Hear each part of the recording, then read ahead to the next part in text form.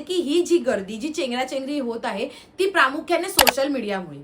जो 2019 किंवा 2016चा कुंभमेळा झाला होता त्यावेळी तेवढा सोशल मीडिया सक्रिय नव्हता आणि आज सोशल मीडिया भरपूर सक्रिय आहेत।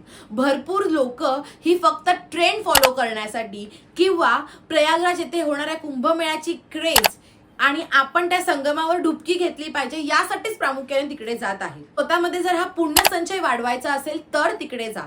मी यासाठी तुम्हाला एक सजेशन देऊ शकते, कारण आपल्यासोबत जर आबाल वृद्ध लोक असतील तर तुम्ही इतर दिवशी जा।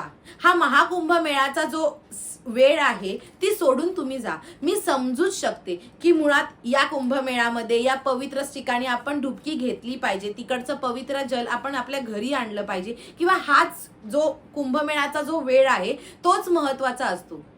पण मी सांगू शकते इतर वेळी सुद्धा तुम्ही तिथे जाऊ शकता, तेच पुण्य संचय आपल्यामध्ये उतरवू शकता आणि गरजच नाहीये की त्या मुख्य संगमावर गेलं पाहिजे। तुम्ही इतर घाटांवर जाऊन त्या ठिकाणी सुद्धा डुबकी तिकडे स्नान घेऊ शकता आणि आपल्यामध्ये तेवढीच पॉझिटिव्हिटी ऊर्जा वाढवू शकता, ना की ट्रेंड फॉलो करून।